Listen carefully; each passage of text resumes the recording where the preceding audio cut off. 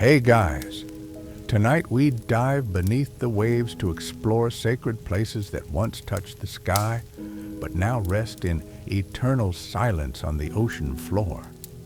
So before you get comfortable, take a moment to like the video and subscribe, but only if you genuinely enjoy what I do here.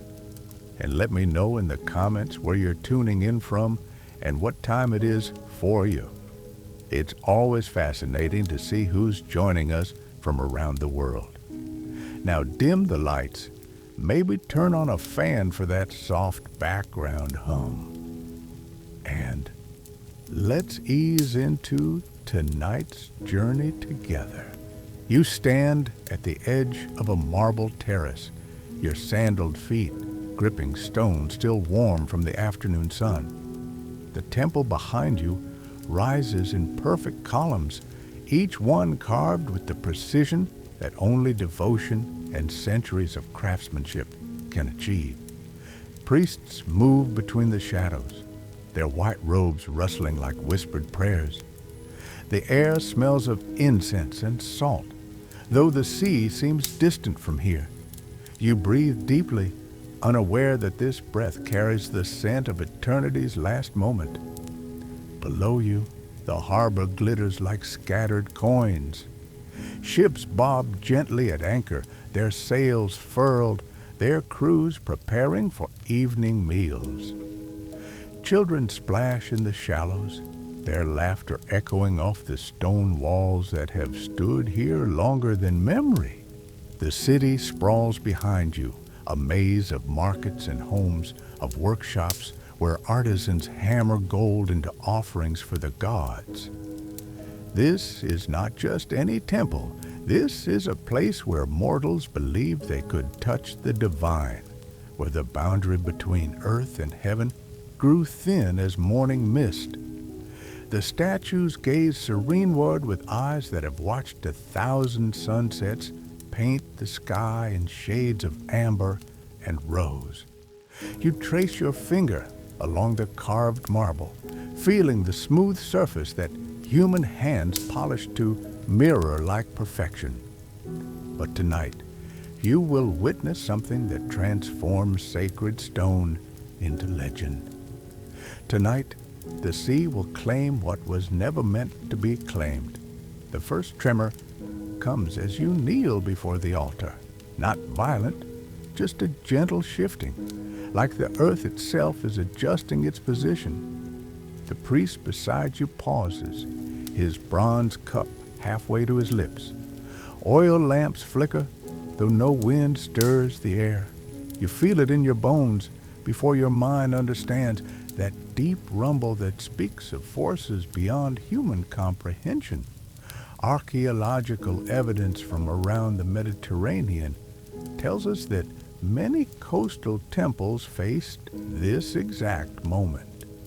The ground beneath their foundations was never as solid as their builders believed. Limestone dissolved slowly under the relentless pressure of underground streams. Volcanic activity shifted tectonic plates with the patience of centuries. What seemed permanent was actually balanced on the edge of time. You rise slowly, your eyes meeting those of the marble goddess whose painted lips seem to whisper warnings in languages lost to history. Her expression, carved in eternal serenity, now appears almost sad, as though she knows what approaches. The other worshippers begin to murmur, their voices joining in a harmony of confusion and growing fear. The second tremor is stronger. A crack appears in the perfect floor, zigzagging between mosaic tiles that tell stories of heroes and gods. Wine spills from an overturned offering cup, spreading across white marble like blood from an invisible wound. You hear the distant sound of pottery shattering in the city below, and somewhere a dog begins to howl. But this is not the catastrophic earthquake you might expect. This is something slower, more deliberate, more terrifying in its measured pace. The temple is not being destroyed. It is being invited downward into the embrace of waters that have waited millennia for this reunion. One curious detail emerges from scattered historical accounts. Witnesses claimed they could hear the sea calling to these doomed structures, a sound like distant singing that rose from beneath the waves. Whether this was the result of underground caverns filling with water, or simply the desperate imagination of terrified observers, the reports persist across cultures and centuries. You step outside onto the terrace and gasp. The harbor, which moments ago lay far below, now laps at the base of the temple steps, not rushing, not surging, but rising with the inexorable patience of destiny. The water is clear as crystal, revealing every detail of the submerged streets below. Fish swim between the columns of buildings, their scales catching the last rays of sunlight like living jewels. The priests emerge behind you, their faces pale but determined. They carry the most sacred artifacts, golden vessels that have held the prayers of generations. Some weep openly, not from fear, but from the profound grief of watching divinity descend into mystery. Others chant in ancient rhythms, their voices growing stronger as the water rises higher. You realize that you are witnessing something that will echo through history. Not merely the flooding of a building, but the transformation of the sacred into the legendary. These temples will not die when they sink beneath the waves. They will become something else entirely. Underwater cathedrals where fish swim between pillars that once supported the hopes of entire civilizations. The water reaches the first step, then the second. It moves with purpose rather than violence, as though the sea itself recognizes the holiness of what it claims. The carved dolphins that decorate the temple base seem to come alive in their new element, their marble forms appearing to swim in the rising tide. You hear voices calling from boats in the harbor, sailors shouting warnings and offers of rescue. But you cannot move. You are transfixed by the beauty of this slow-motion catastrophe, by the way the setting sun turns the rising water into liquid gold that transforms rather than destroys everything it touches. The phenomenon you are witnessing has occurred throughout human history, though rarely with such dramatic effect. Modern geology explains it through processes of subsidence, where the gradual settling of coastal land combines with rising sea levels to reclaim territories that were never permanently above the waterline. But for the ancients, this was nothing less than divine intervention, the gods reclaiming their own or punishing those who had forgotten their place in the cosmic order. The water reaches your ankles, warm as a summer bath. You look down and see your reflection wavering among the submerged mosaics, your face superimposed over the painted eyes of ancient sea nymphs who seem to welcome you to their realm. The sensation is not unpleasant, more like being embraced by liquid silk than threatened by drowning. Around you, the temple continues its stately descent. Columns that have stood sentinel for centuries now serve as perches for seabirds who seem confused by their new maritime roost.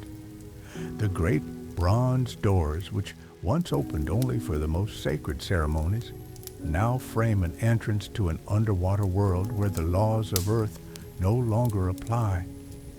You turn to see other temples along the coast sharing the same fate. Not just one sanctuary, but an entire sacred complex, sliding gracefully beneath the waves. Smoke still rises from altar fires that burn impossibly bright Beneath the water, their flames now blue and green like captured aurora. The sight defies logic, but satisfies something deeper in the human soul, the part that has always known that mystery and beauty are more powerful than mere reason. The priests have reached boats now, their precious cargo secure. But you notice that many have left behind objects of equal value, as though understanding that some treasures belong to the depths. Golden cups rest on submerged altars, their surfaces reflecting the wavering light from above. Tapestries drift like underwater gardens, their threads weaving new patterns in the gentle current. As the water reaches your waist, you feel a profound sense of privilege. You are witnessing the birth of legend, the moment when history transforms into myth. Future generations will speak of these temples with wonder, describing them as palaces beneath the sea where the old gods still hold court among schools of silver fish and forests of coral. The water continues its patient rise, and you finally understand that you must choose. You can follow the priests to their boats, carrying with you the memory of this extraordinary transformation. Or you can remain becoming part of the legend yourself, another mystery for future explorers to discover in the depths. The sun touches the horizon now, painting the flooded world in shades of amber and crimson. The temple roof disappears beneath the surface with barely a ripple, leaving only the tip of the highest spire visible like a marble island in an endless sea. The sight is so beautiful, it brings tears to your eyes. Salt water joining salt water in the ancient dance of grief and wonder. You close your eyes and feel the current tugging gently at your robes. When you open them again, you are floating in a world transformed where the boundaries between sacred and secular, between earth and sea, between past and future have dissolved like salt in endless water.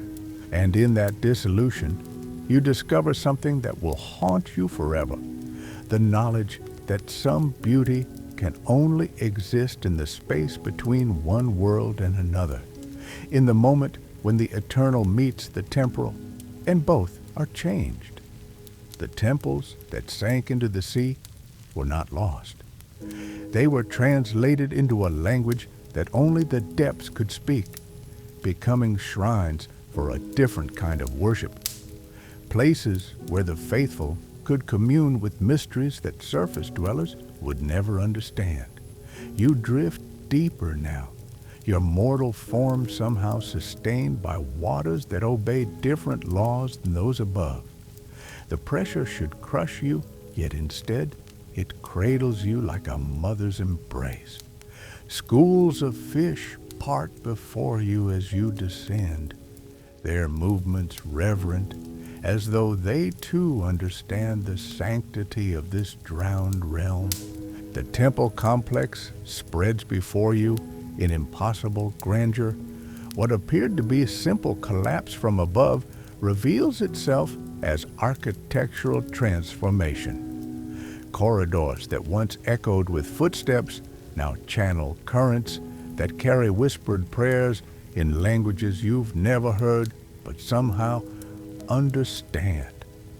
The marble has taken on new properties, glowing faintly with phosphorescent life that pulses in rhythm with your heartbeat. You pass through doorways draped with seaweed that moves like ceremonial curtains. Each chamber holds remnants of worship frozen in time, yet somehow still alive. Bronze braziers burn with cold fire, their flames dancing upward through the water in defiance of every natural law. The smoke they produce doesn't dissipate, but forms spirals that spell out symbols in ancient scripts, messages from gods who learned to breathe beneath the waves. Archaeological surveys conducted in the 20th century discovered temple ruins scattered across Mediterranean coastlines, their foundations still intact despite centuries of submersion. But the reports from these expeditions often included details that mainstream science preferred to ignore. Divers spoke of hearing music drifting through the water, of seeing lights that had no earthly source, of finding offerings that appeared impossibly fresh despite their obvious antiquity. A movement catches your eye, and you turn to see a figure gliding between the columns. Not quite human, not quite fish, but something that might have been a priest in the world above. Its robes flow like liquid mercury, and when it turns toward you, its face bears the serene expression of one who has found perfect peace in transformation. It gestures for you to follow, and you find yourself swimming through passages that spiral deeper into the temple's heart. The water here carries different scents, not the salt tang of the surface, but something more complex. Incense that has been distilled by centuries of immersion, flowers that bloom only in eternal darkness, the metallic sweetness of offerings that never decay. You breathe it all in, though breathing itself has become something more than the simple exchange of air and blood. You emerge into a vast chamber that defies the physical laws of the temple you entered above. The ceiling soars impossibly high, supported by columns that seem to grow from the seafloor like ancient trees. Bioluminescent creatures cling to the marble surfaces, their bodies pulsing with light that illuminates frescoes depicting scenes of underwater worship. Figures with flowing hair and scaled limbs kneel before altars where flames burn blue and green, tended by beings that were never fully human. The central altar draws your attention like a magnet. Upon it rests a sphere of what appears to be crystallized water, its surface shifting and flowing despite its solid form. Inside, you glimpse scenes from the world above, moments frozen in time when this temple still touched the sky. Worshippers pray, children play, merchants haggle in markets that exist now only in memory and legend. But the sphere shows more than just the past. As you watch, the images shift to reveal other temples, other sacred places that rest beneath waves in distant corners of the world. You see stepped pyramids rising from jungle floors that the ocean claimed millennia ago.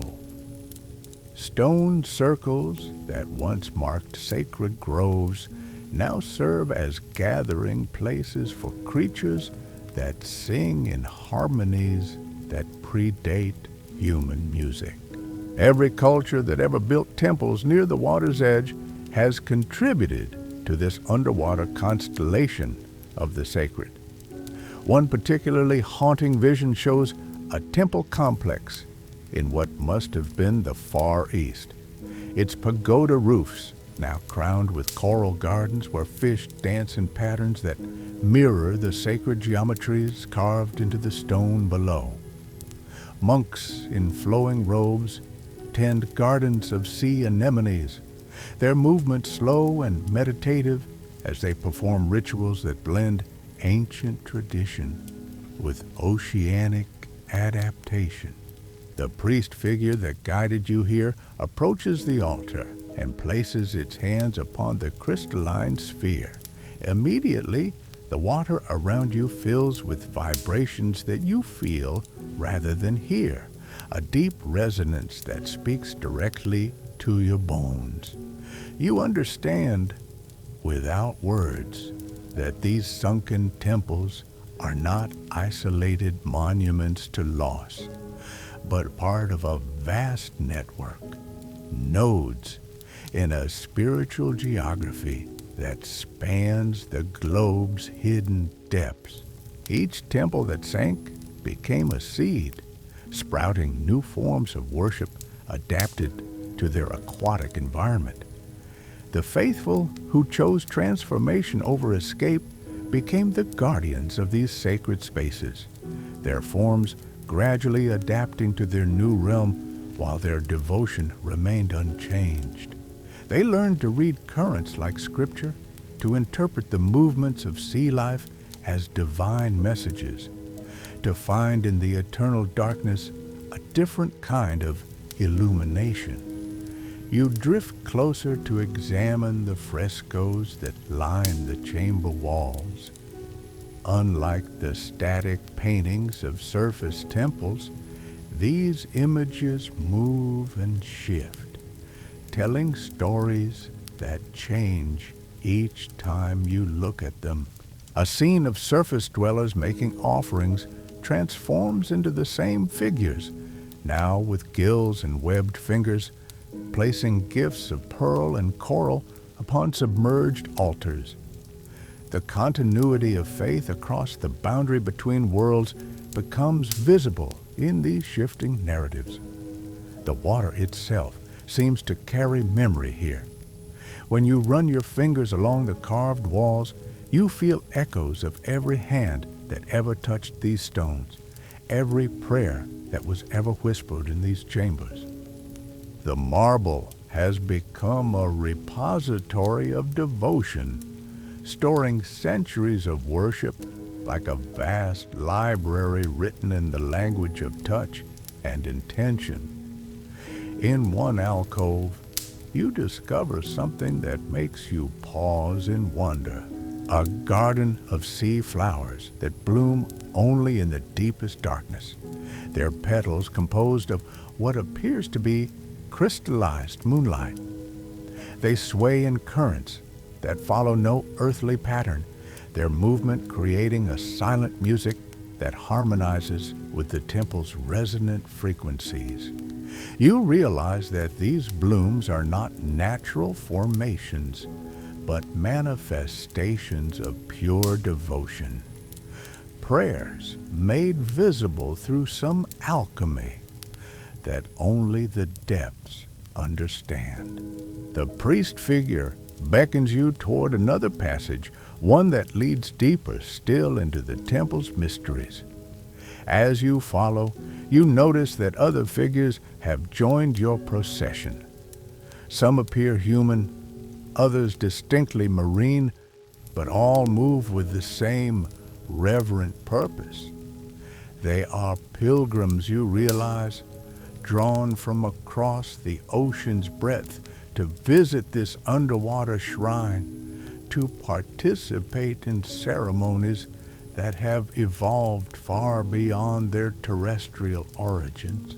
The passage opens into a chamber that takes your breath away, though breathing itself has long since become irrelevant. Here, the boundaries between temple and ocean dissolve completely. Coral formations have grown in perfect geometric patterns, creating natural mandalas that pulse with their own inner light. Schools of fish move in synchronized patterns that trace sacred symbols through the water. Their choreography so precise, it can only be interpreted as worship. At the chamber's center stands what might once have been a simple altar, but has transformed into something far more extraordinary.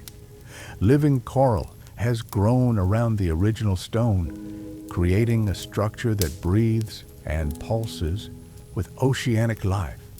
Upon its surface rest offerings that span millennia, gifts from surface dwellers who somehow found their way to these depths, tributes from sea creatures who learned the meaning of reverence. You approach the living altar and feel a presence that makes the water around you shimmer with possibility. This is not the distant divinity of surface temples, but something immediate and intimate. A God that learned to swim, to breathe water, to find holiness in the pressure and darkness of the deep. The deity's attention feels like warm current against your skin, welcoming yet overwhelming in its alien intensity. Around the altar, the transformed faithful perform rituals that blend ancient tradition with oceanic innovation. They move in slow spirals that mirror the motion of currents, their voices producing sounds that travel through water more effectively than any surface song. Their worship has become something entirely new, yet recognizably connected to the prayers their ancestors offered when these stones still touched the sky. You realize that what you are witnessing is not the death of these temples, but their evolution, their transformation into something more perfectly adapted to their environment. The sea did not claim these sacred spaces as trophies, but as partners, collaborating in the creation of new forms of the divine that could exist nowhere else but in the marriage of stone and salt water. The ceremony reaches a crescendo as the altar's coral formations begin to glow more brightly, their light pulsing in rhythm with some vast oceanic heartbeat. The water itself becomes luminous, filled with particles of light that dance like living prayers.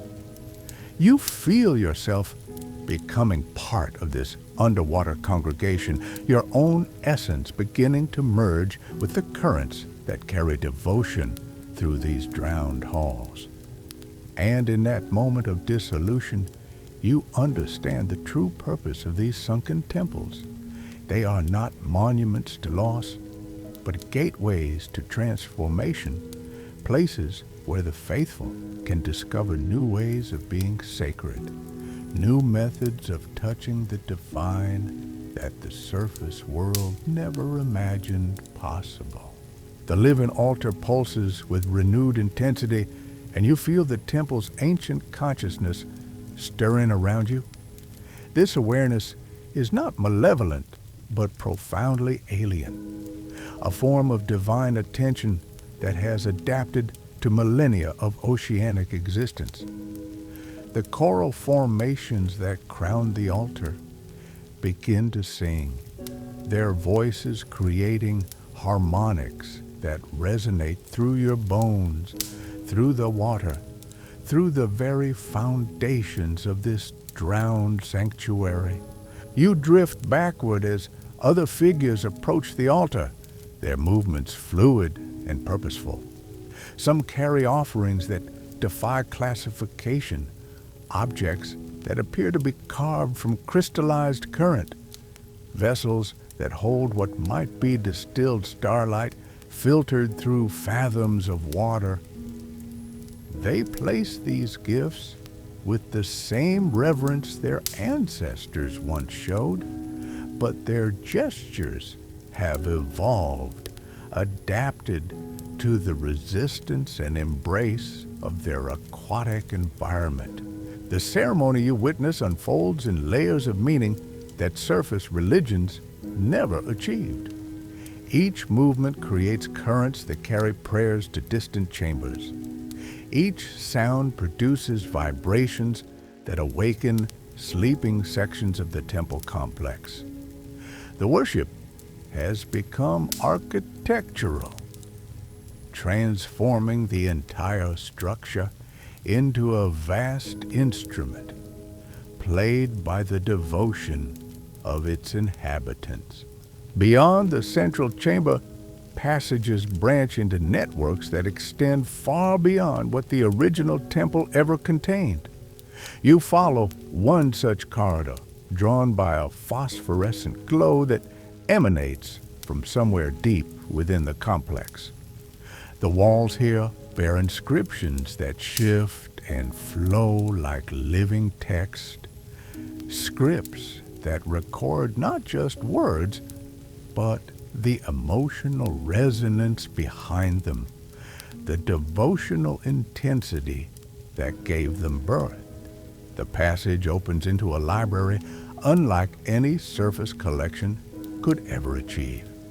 Instead of books, knowledge here takes the form of memory pools, circular chambers where crystalline formation store the experiences and wisdom of countless pilgrims. You approach one such pool and feel its contents flowing into your consciousness, not as words or images, but as direct understanding. Through this osmotic transfer, you learn the history of this place's transformation. The temple did not sink suddenly but descended gradually over decades, its priests and faithful adapting their practices as the water rose.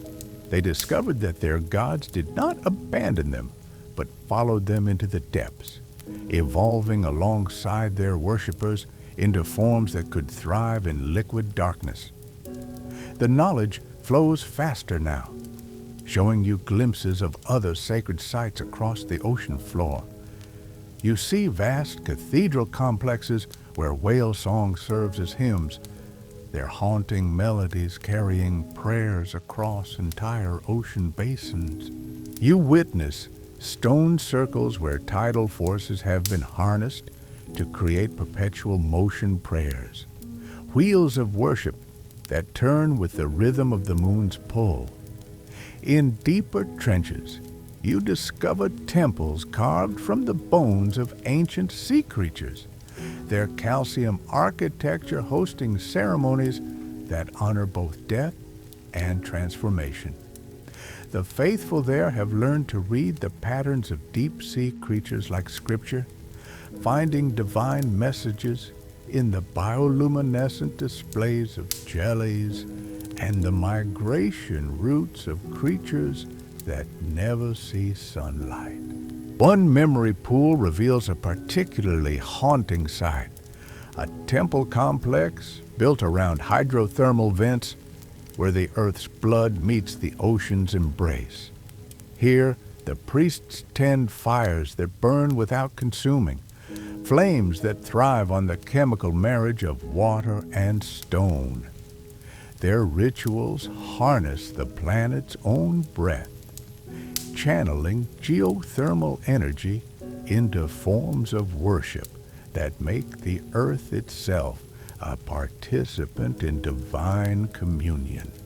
The visions shift to show you surface dwellers who still remember these drowned sanctuaries, coastal communities that leave offerings at the water's edge, hoping their gifts will find their way to the temples below.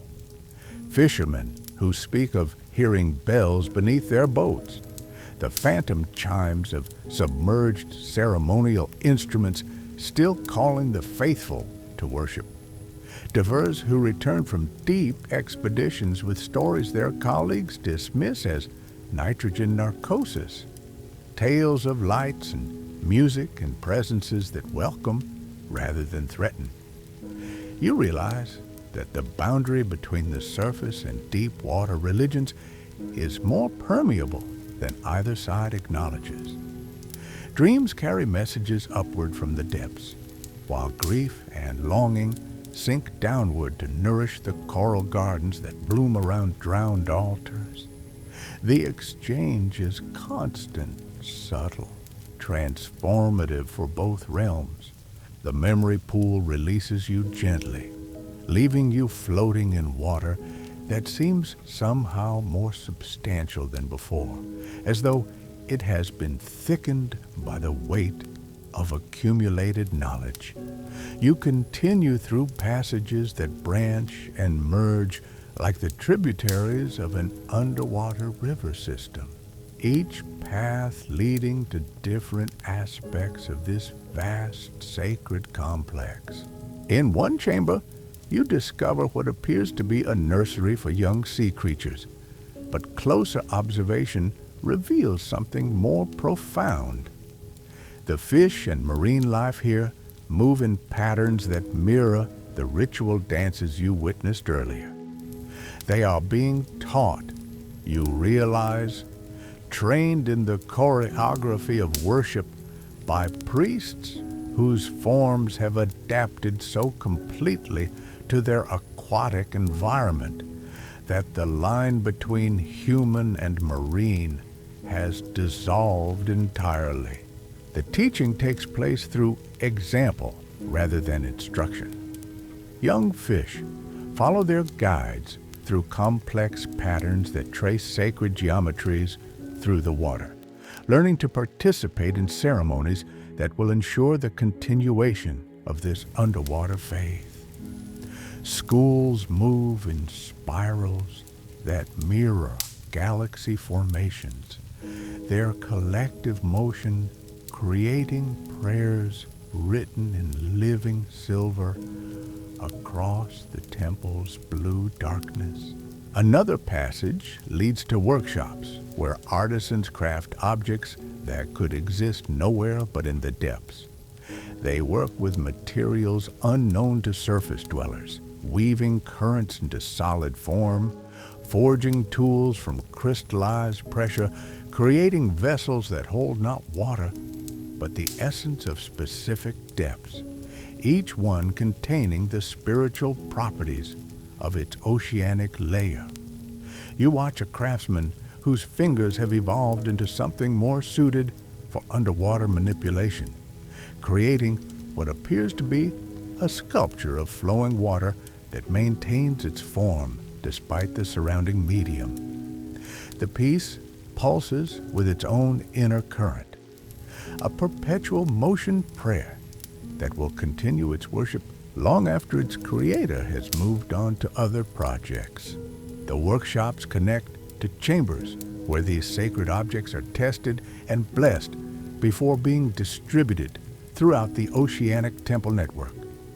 You witness ceremonies where newly crafted items are subjected to the scrutiny of ancient sea spirits, entities that predate human civilization but have learned to appreciate the devotional artistry of their newer neighbors. These spirits manifest as disturbances in the water, presences that bend light and current without taking visible form. They communicate through changes in pressure and temperature, their approval or disapproval felt rather than heard. The objects that pass their examination are marked with patterns of bioluminescence that serve as both blessing and identification, ensuring that they will be recognized at any temple in the oceanic network. As you explore deeper into the complex, you begin to understand that what you initially perceived as a single sunken temple is actually a node in a vast underwater civilization. Passages connect to other drowned sacred sites, creating a transportation network that spans continents. Pilgrims travel these aquatic highways, following currents that have been blessed and guided by centuries of prayer, moving between temples that serve different aspects of the oceanic divine. The engineering of this network defies surface understanding. Currents flow in directions that ocean science cannot explain, their paths maintained by a combination of natural forces and spiritual intervention. The water itself has been trained, taught to carry pilgrims and messages with supernatural efficiency. Travel time between distant temples bears no relationship to geographical distance, compressed or expanded according to the spiritual needs of the journey. You encounter a group of such pilgrims, beings whose origins span the breadth of human coastal civilization. Some bear the features of Mediterranean islanders, others show the characteristics of Pacific Rim cultures, yet all have undergone transformations that allow them to exist comfortably in the deep ocean environment. They move together in a formation that generates its own current, their collective swimming, creating a bubble of blessed water that sustains them on their eternal journey. Their destination, you learn through the subtle communications possible in this realm, is a temple complex that exists at the intersection of several major ocean currents, a place where the spiritual geography of the depths reaches its most concentrated expression. There, they will participate in ceremonies that occur only when pilgrims from all corners of the oceanic realm gather simultaneously, creating worship events that reshape the very structure of the underwater world. The complexity of this scheduling defies surface comprehension. The ceremonies are timed not just to lunar and tidal cycles, but to the migration patterns of deep-sea creatures, the seasonal variations in ocean temperature, the subtle shifts in the Earth's magnetic field that affect navigation in the depths. The faithful have learned to read these signs with a precision that makes surface astronomy seem crude by comparison. As the pilgrims pass by, one pauses to acknowledge your presence. Its gesture of greeting involves a complex series of movements that create spiraling currents, each spiral carrying a different layer of meaning. You understand, without knowing how, that you have been welcomed not just as an observer, but as a potential participant in the ceremonies ahead. The invitation hangs in the water around you like visible music, beautiful and terrifying in its implication. The choice before you crystallizes with sudden clarity. You can return to the surface carrying memories that will seem increasingly dreamlike as you readjust to terrestrial existence. Or you can accept the transformation that would allow you to join this underwater congregation, to become part of a form of worship that transcends every limitation the surface world has ever imposed on the sacred day. The water around you shimmers with anticipation, as though the entire temple complex holds its breath, waiting for your decision. You feel the weight of millennia pressing gently against your consciousness, not demanding, but offering, presenting possibilities that surface dwellers never imagined could exist. The pilgrims have moved on, their forms disappearing into passages that curve beyond sight, but their invitation lingers like phosphorescent trails in dark water. You drift toward what appears to be a meditation chamber, its walls lined with formations that pulse in rhythm with some deep oceanic heartbeat. Here, others like you have paused at this same threshold, contemplating the choice between worlds. The chamber holds their presence like an echo, generations of visitors who stood where you now float, weighing transformation against return. The formations speak without words, their bioluminescent patterns telling stories of those who chose differently. Some return to the surface, carrying fragments of underwater wisdom that influenced coastal cultures for centuries. Their memories became the foundation for myths about cities beneath the waves, legends that surface dwellers dismissed as fantasy while never quite forgetting their haunting appeal. These returnees lived changed lives, forever sensing the pull of depths they could no longer reach. Others embraced the transformation completely, allowing the sacred waters to reshape not just their bodies, but their fundamental understanding of existence.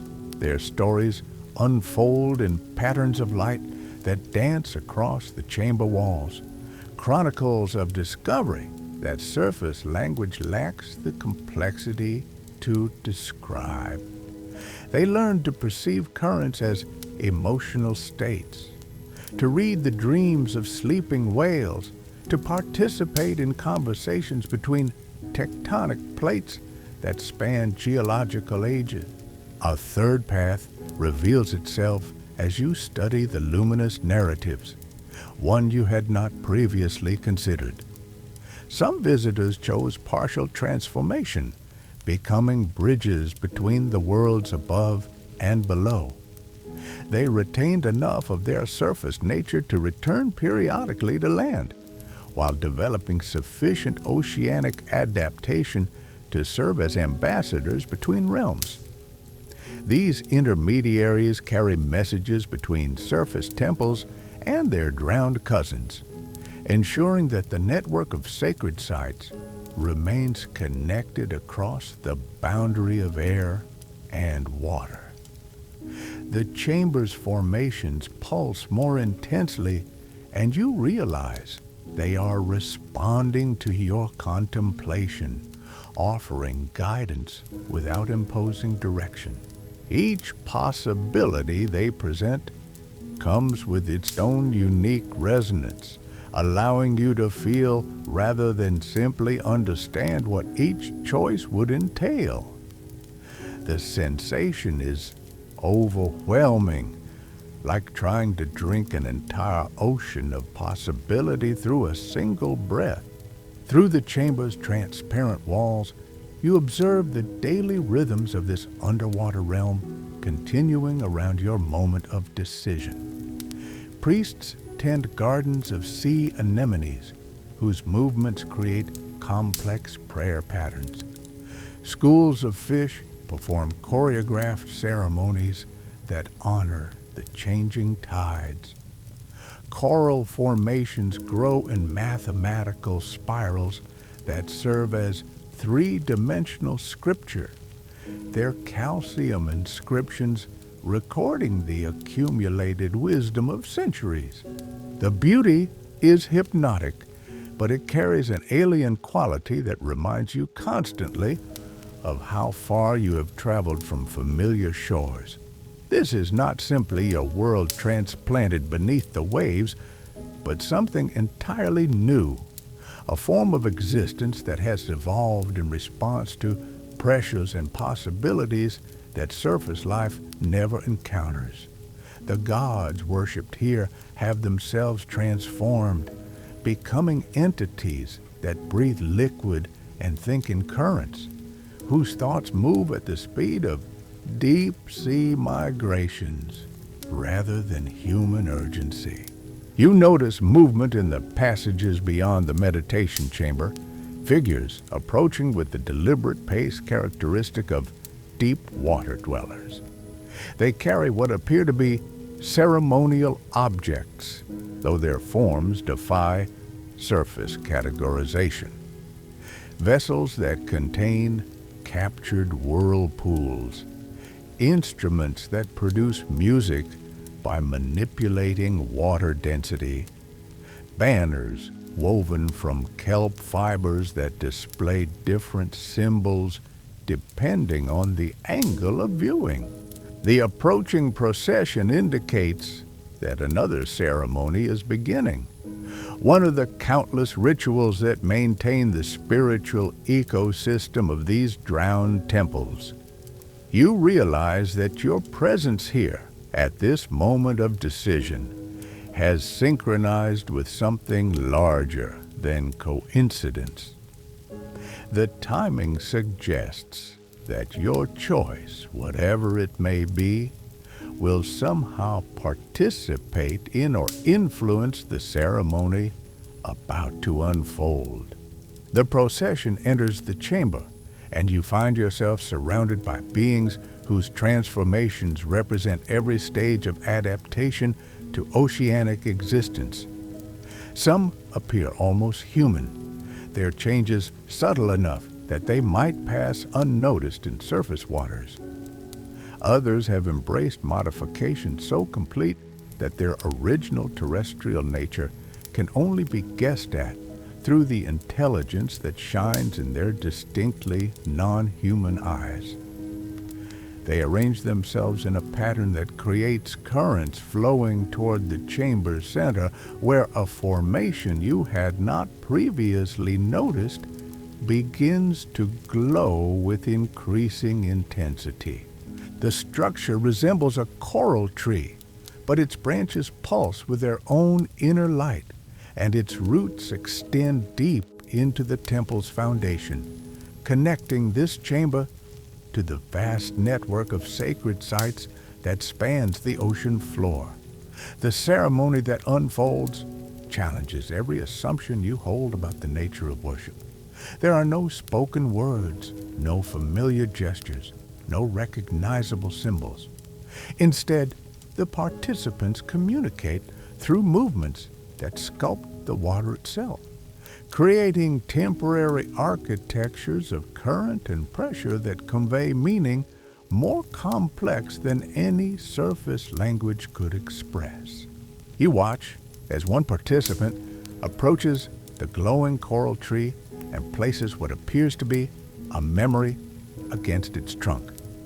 The object, if it can be called an object, dissolves into the structure, and immediately the chamber fills with images that play out in three-dimensional light. You witness scenes from surface temples, moments of worship from cultures scattered across the globe, prayers offered by people who lived centuries apart, yet somehow participated in the same vast spiritual undertaking. The memory integration continues as other participants contribute their own offerings. The chamber becomes a library of human devotion, a collection of every sincere prayer ever offered near water deep enough to carry it to these depths. You see children playing in tide pools while their parents make offerings to sea gods. You witness sailors pouring wine into storm-tossed waters, hoping to appease forces they could not understand, but desperately needed to survive. More profound are the memories of transformation itself, the experiences of surface dwellers who chose to join this underwater congregation. Their transitions play out in accelerated time, showing the gradual adaptation of human consciousness to oceanic existence. You witness the moment when breathing becomes optional, when pressure transforms from threat to embrace, when the darkness of the depths reveals itself as a different kind of illumination. The coral tree grows brighter with each contributed memory, its branches extending to touch the chamber walls and then beyond, sending tendrils of light through passages that connect to distant temples. You realize that this ceremony is not confined to this single location, but is occurring simultaneously throughout the oceanic network, a coordinated celebration that spans continents and depths. You drift in the luminous water as the ceremony reaches its crescendo, the coral tree now blazing with accumulated memories from across the ages. The choice remains before you, shimmering with possibility like light through crystal depths. Around you, the transformed faithful continue their ancient dance, their movements writing prayers in living water that will echo through these drowned halls long after you have decided. Perhaps the greatest mystery is not what lies beneath the waves, but what lies within us when we dare to look beyond the surface of things we thought we understood. These temples sank into the sea, yes, but in their descent they discovered something the dry land could never offer, the knowledge that sacred spaces are not bound by the elements that birth them, only by the devotion that sustains them. And so the depths wait, patient as tides, holding their secrets in chambers where starlight has never reached, but holiness burns eternal.